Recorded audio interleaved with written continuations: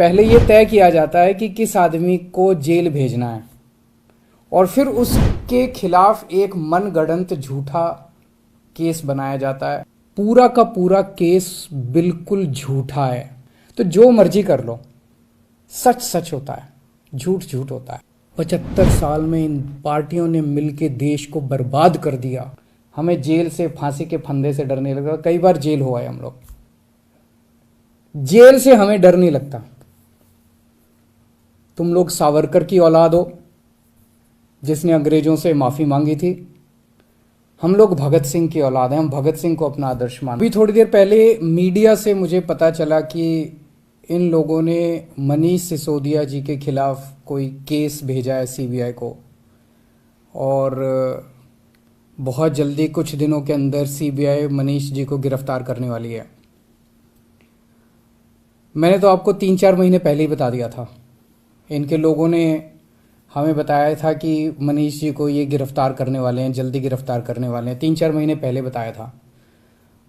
मैंने press conference करके, उसके बाद अपने कई भाषणों में, असेंबली में मैंने कहा था कि मनीष को गिरफ्तार करने वाले हैं। तो 3-4 महीने पहले जब इनके लोगों ने मुझे बताया कि मनीष जी को गिरफ्तार करने वाले हैं, मैंने कहा मनीष ने क्या कर दिया, क्या केस है? तो उन्होंने बताया अभी कोई केस नहीं है, कुछ मिला नहीं है, ढूंढ रहे हैं, कुछ बना रहे हैं। तो अब हमारे देश के अंदर एक नया सिस्टम लागू किया गया है। पहले यह तय किया जाता है कि किस आदमी को जेल भेजना है और फिर उसके खिलाफ एक मनगढ़ंत झूठा केस बनाया जाता है और उसे जबरदस्ती जेल भेजा जाता है। एक नया सिस्टम हमारे देश के अंदर अब लागू हुआ है। मीडिया से अभी तक जो मुझे पता चला है कि जो जो ये आरोप प्रत्यारोप लगाए जा रहे हैं, मैंने सारा अभी चेक कराया। पूरा का पूरा केस बिल्कुल झूठा है, बिल्कुल झूठा है। उसमें रत्ती भर की भी सच्चाई नहीं है। मैं मनीष सिसोदिया को 22 साल से जानता हूं। सन 2000 में पहली बार मिला था मनीष जी से। एक बेहद कट्टर ईमानदार आदमी है, कट्टर देशभक्त आदमी है। हमारे देश में पिछले 75 साल में सरकारी स्कूलों का बेड़ा गर्क कर दिया था इन सारी सरकारों ने मिलकर, इन सारी पार्टियों ने मिलकर। बहुत बुरा हाल कर दिया था इन लोगों ने।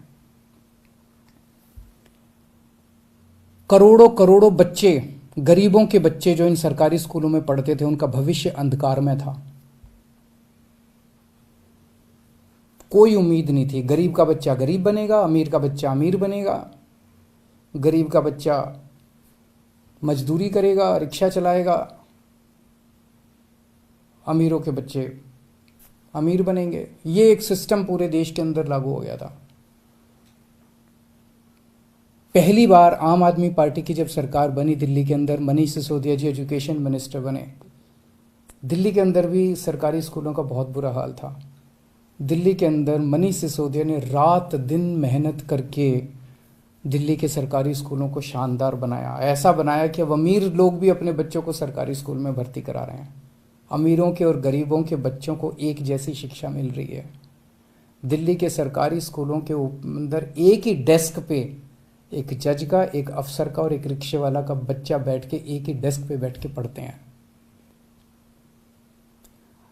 मनीष सिसोदिया ने केवल दिल्ली के स्कूल ठीक नहीं किए, देश के करोड़ों करोड़ों बच्चों को एक उम्मीद दी है कि सरकारी स्कूल भी ठीक हो सकते हैं, गरीबों के बच्चों का भविष्य भी अच्छा हो सकता है।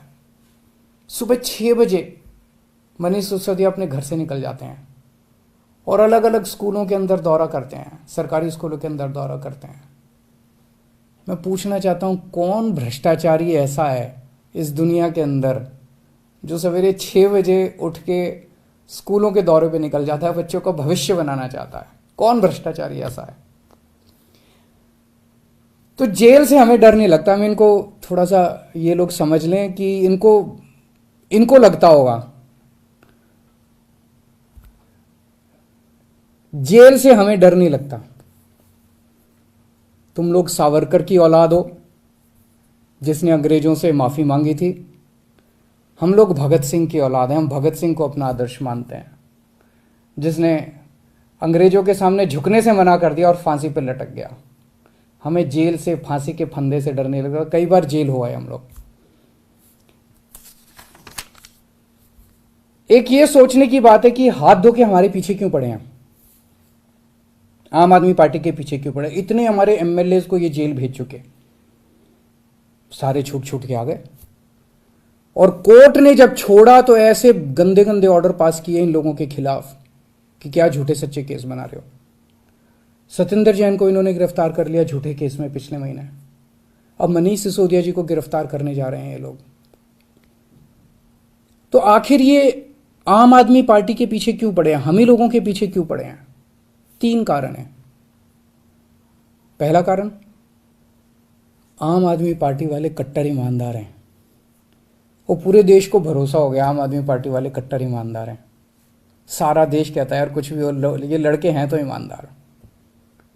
ये लोग झूठे केस बना बना के हमारे ऊपर कीचड़ फेंकना चाहते हैं। ये दिखाना चाहते हैं दुनिया को कि देखो ये भी हमारे जैसे ही हैं, जैसे हम भ्रष्ट हैं ये भी वैसे ही हैं, ये भी भ्रष्टाचारी हैं।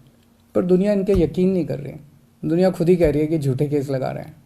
तो जो मर्जी कर लो, सच सच होता है, झूठ झूठ होता है। जितना मर्जी कीचड़ तुम फेंक लो, कीचड़ चिपक नहीं रहा हमारे ऊपर। पाक साफ है हम लोग, सच्चाई के रास्ते पे चलते हैं, भगवान हमारे साथ है। दूसरा कारण, ये हमारे पीछे क्यों पड़े हैं हाथ धो के।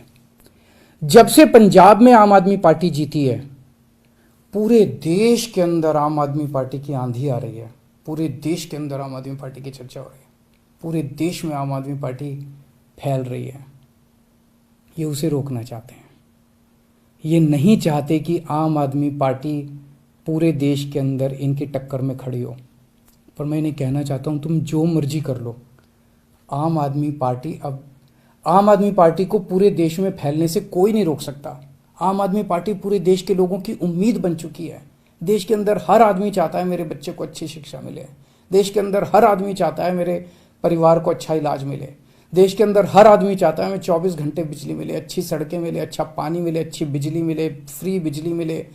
सब लोग अच्छी सुविधाएं चाहते हैं। हर आदमी चाहता है देश के अंदर भ्रष्टाचार खत्म हो। हर आदमी चाहता है मेरा देश दुनिया का नंबर 1 देश बने। अब आम आदमी पार्टी से ही उम्मीद है पूरे देश के लोगों को, उसको फैलने से कोई नहीं रोक सकता। एक अंग्रेजी में कहावत है, no one can stop the idea whose time has come. Aam Aadmi party's time has come, India's time has come. Bharat का समय आ चुका, अब कोई नहीं रोक सकता। और तीसरा कारण, ये क्यों हमारे पीछे हाथ धो के पड़े हैं, दिल्ली के कामों को रोकना चाहते हैं। दिल्ली के अंदर जो शानदार काम हो रहे हैं, सिंगापुर की सरकार पूरे दुनिया के मेयर बुलाए उन्होंने, और केजरीवाल को बुलाया कि आके इनको जरा सा सिखाओ कि आप दिल्ली में क्या काम कर रहे हो। इससे बड़ी गर्व की बात क्या हो सकती है। दिल्ली के कामों की पूरी दुनिया में चर्चा हो रही है। ट्रंप साहब की वाइफ आई थी, वो हमारे स्कूल देखने जाती हैं। ये हमारे दिल्ली के कामों को रोकना चाहते हैं। खासकर दिल्ली में एजुकेशन और हेल्थ में बहुत शानदार काम हुए, इसीलिए उन्होंने पहले हेल्थ मिनिस्टर को जेल में डाला और अब एजुकेशन मिनिस्टर को इन्होंने जेल में डाला। पर मैं दिल्ली के और देश के लोगों को यकीन दिलाना चाहता हूं कि काम नहीं रुकेंगे। इन्होंने सत्येंद्र जैन को 2 महीने से जेल में 2 महीने रख लिया, 3 महीने रख लेंगे, 4 महीने फिर निकल आएंगे, काम फिर चालू हो जाएंगे। मनीष सिसोदिया जी को अब ये जेल भेजेंगे, महीना 2 महीना 3 महीना, कब तक जेल में रखेंगे। तो झूठा केस है, कोर्ट में जाके गिर जाएगा, डांट पड़ेगी इनको, देख लेना। मनीष सिसोदिया जी बाहर निकल आएंगे, काम नहीं रुकेगा।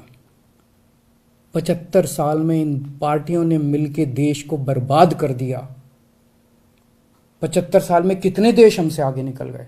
क्यों? हमारे में कोई कमी है, भारत के लोगों में कोई कमी है। सबसे इंटेलिजेंट लोग हैं भारत के लोग। इन पार्टियों ने दगा दिया है, इन्होंने लूटा है, इन पार्टियों ने मिलकर देश को लूटा है। ये अपनी लूट जारी रखना चाहते हैं, लेकिन अब देश खड़ा हो रहा है। दिल्ली से जो ये चिंगारी निकली है, ये पूरे देश में फैलेगी और इसे कोई नहीं रोक सकता, because it's time has come. अब देश खड़ा हो रहा है, देश जाग रहा है, देश ने देख लिया कि हो तो सकता था यार, अगर दिल्ली में हो सकता तो 75 साल में क्यों नहीं हुआ, बाकी देश में क्यों नहीं हुआ। इन पार्टियों ने मिलकर देश को जानबूझ के गरीब रखा, इन पार्टियों ने मिलकर देश को जानबूझ के अनपढ़ रखा। अब नहीं होगा, अब मेरा देश दुनिया का नंबर 1 देश बन के रहेगा। तुम जितने मनीष सिसोदिया को जेल में डाल लो, जितने सत्येंद्र जैन को, अरविंद केजरीवाल को भी डाल लो, सूली पे चढ़ा दो, खूब अरविंद केजरीवाल निकलेंगे, खूब मनीष सिसोदिया निकलेंगे। अब तो देश आगे बढ़ेगा। नमस्कार।